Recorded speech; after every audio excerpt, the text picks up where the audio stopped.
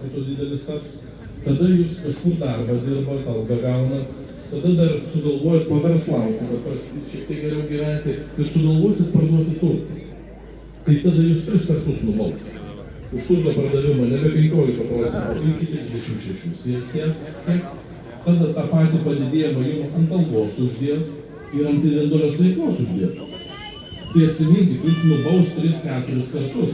Ir žinot, aš noriu pasakyti vieną dalyką, ko visi bando nepastebėti.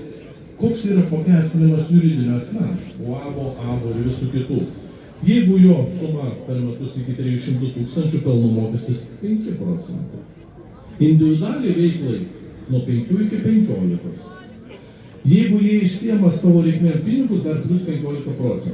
Tai vadinasi bendras apmokestinimas iki 300 000 20%. Tuo tarpu individualioje veikloje jau iki 80 000 jūsų apmokestinimas tampa 40%. 2 kartus daugiau.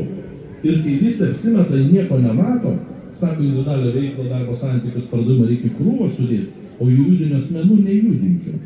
Ir jiem dividendai 15% nejuda, nesusideda niekur į bendrą krūvą, jokių bausmių, jokių nieko. Tai jie galės įsimokėti milijoną, mokės vis tiek 15%, o individualią veiklą būdami jūs mokėsit 40%.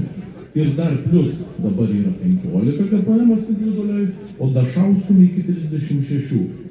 Tai kaip jūs jausitės tos verslus simdami, kai mokesčiai bus nebe 40%, o 56%? Tai dabar aš tada noriu pasitikslinti, kadangi kontroliuosim finansų komitete, aš vis tiek žmogus, kaip sakant, toks pat kaip ir visi čia stovintis. Tai aš tik stebiu šitos, kad tie oligarkai moka 5-3% pelno mokesčio.